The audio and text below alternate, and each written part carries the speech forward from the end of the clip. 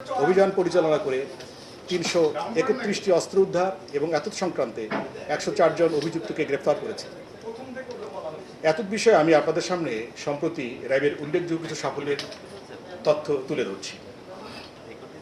গত ৮ ফেব্রুয়ারি ২০২৬ তারিখে চাঁপাইনবাবগঞ্জ জেলার থেকে ৬.27 কেজি গান পাউডার, ২৬ ফেব্রুয়ারি ২০২৬ তারিখে সিলেটের জৈন্তাপুর এলাকা থেকে ৬০টি পাওয়ার জেল, ২৮টি নন ইলেকট্রিক ডেটোনেটর এবং ২৪ পিস ককটেল উদ্ধার করে নেন। গত ৯ মার্চ ২০২৬ তারিখে সিরাজগঞ্জ জেলার সলঙ্গা থানাধীন এলাকায় র্যাব অভিযান পরিচালনা করে বিদেশি পিস্তল, রাইফেল, এসবিবিএল, শটগান এবং প্রায় ১,০০০ রাউন্ড গুলিসহ কাকন বাহিনী এবং কালু বাহিনীর সক্রিয় সদস্য রাকিব রানা এবং আলমগীর হোসেন ওরফে শুটার আলমগীরকে গ্রেফতার করে।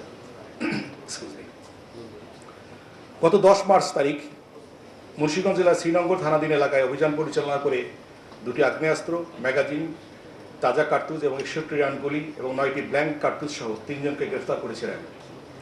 গত ২৭ মার্চ তারিখ ২০২৬ রাজধানীর রূপনগর থানাধীন এলাকায় অভিযান পরিচালনা করে পল্লবী থানার যুবদল নেতা গোলাম কিবরিয়া হত্যার কিলিং মিশনে অংশগ্রহণকারী শুটার রোকন ওরফে মোহাম্মদ রাশেদকে একটি বিদেশি রিভলভার সহ গ্রেপ্তার করেছিলেন।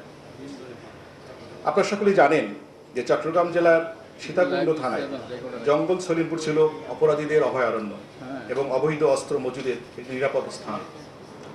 এখানে গত ১৯ জানুয়ারি ২০২৬ তারিখে অভিযান পরিচালনার সময় সন্ত্রাসীদের হামলায় র্যাব সদস্য ডিএডি মোতালেব হোসেন নিহত হন। পরবর্তীতে এই ঘটনায় ২৯ জনকে অভিযুক্ত করে র্যাব একটি হত্যা মামলা দায়ের করে।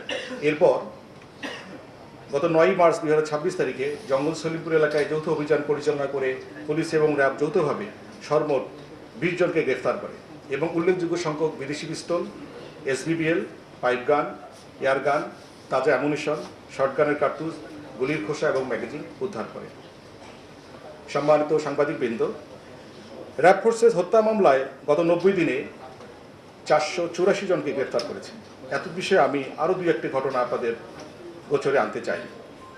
গত ৮ মার্চ ২০২৬ তারিখে ঝিনাইদহ জেলার সদর থানাধীন এলাকায় বৈষম্যবিরোধী ছাত্র আন্দোলনের জেলার যুগ্ম মুখ্য আহ্বায়ক ফারদিন আহমেদ নীরব হত্যা মামলায় ৩ জন অপরাধীকে এবং আসামিকে গ্রেফতার করেছে র্যাব। মাদারীপুর জেলার সদর থানাধীন এলাকায় সন্তান কর্তৃক পিতা মন্টু শিকদার হত্যা মামলার আসামি মোহাম্মদ সালে প্রকাশ ওরফে কাইয়ুম শিকদার এবং নাসির শিকদারকে গত ২১ মার্চ তারিখে গ্রেফতার করেছে র্যাব। নারী এবং শিশু নির্যাতন আমাদের সমাজের একটি বহুল গঠিত সমস্যা।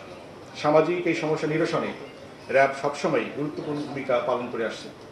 গত ৩ মাসে রাজধানী ঢাকায় কেরানীগঞ্জ, নরসিংদী, সুনামগঞ্জ, চট্টগ্রাম, যশোর, পাবনা, রংপুর সহ দেশের বিভিন্ন স্থানে সংঘটিত ধর্ষণের ঘটনায় অভিযুক্ত প্রায় ১৭৫ জনকে গ্রেফতার করেছে র্যাব।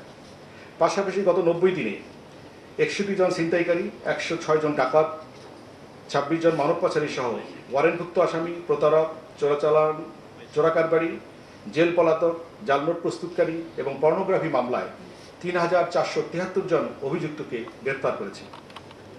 মাদক আমাদের সমাজের একটি অন্যতম বড় ব্যাধি। আপনারা জানেন মাদক বিস্তার রোধে র্যাব বদ্ধপরিকর। গত ৯০ দিনে র্যাব মাদক বিরোধী অভিযানে ২৪ কেজির অধিক হিরোইন, ৭,০০০ বোতল অধিক ফেন্সিডিল এবং ৫,০০০ কেজি গাঁজা এবং ১৫ লক্ষ পিস ইয়াবা সহ ৪,০০০ লিটার বিদেশি মদ সহ অন্যান্য আরও মাদক দ্রব্য উদ্ধার করে এবং এত সংখ্যাতে প্রায় ১,১১৫ জনকে গ্রেফতার করে। প্রিয় উপস্থিতি, আপনারা জানেন যে আমাদের সমাজে প্রায়ই হিনিয়াস ক্রাইম, যেটা আমি আসলে নৃশংস অপরাধ বলে গণ্য করতে চাই, এই সমস্ত অপরাধ সাধারণত জনমনে চাঞ্চল্যের সৃষ্টি করে। জনমনে স্বস্তি ফেরাতে এসব অপরাধীকে দ্রুত আইনের আওতায় আনতে আইনশৃঙ্খলা বাহিনীর অত্যন্ত গুরুত্বপূর্ণ ভূমিকা থাকে এবং এই বিষয়গুলো অত্যন্ত স্পর্শকাতর হয়ে দাঁড়ায়।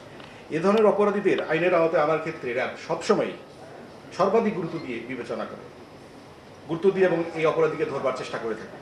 এরকম একটি চাঞ্চল্যকর ঘটনায় গত ২২ মার্চ ২০২৬ তারিখে রাজধানীর যাত্রাপুর থানাধীন ধলপুর এলাকায় অভিযান পরিচালনা করে ঢাকা মেডিকেল কলেজ হতে ২ বছরের শিশু কাজী ফুজাইল অপহরণ মামলার আসামি SM তানভীরকে গ্রেফতার করে র্যাব। প্রিয় সাংবাদিকবৃন্দ, আপনারা হলেন সমাজের দর্পণ। আশা করি অতীতে যেভাবে আপনারা বিভিন্ন অপরাধ দমনে তথ্য দিয়ে র্যাবের অর্জনকে জাতির সামনে উপস্থাপন করেছেন, আমাদের গঠনমূলক সমালোচনা করেছেন, সহায়তা করেছেন, ভবিষ্যতে আপনারা আপনাদের সহযোগিতার মাধ্যমে এ ধারা অব্যাহত রাখবেন। সকলের সহযোগিতায় আইন শৃঙ্খলা পরিস্থিতি স্বাভাবিক রাখার মাধ্যমে শান্তিপূর্ণ এবং স্থিতিশীল বাংলাদেশ গড়তে আমরা দৃঢ় প্রতিজ্ঞ এবং আমরা চাই সবার জন্য বাসযোগ্য একটি বাংলাদেশ গড়ে তোলা।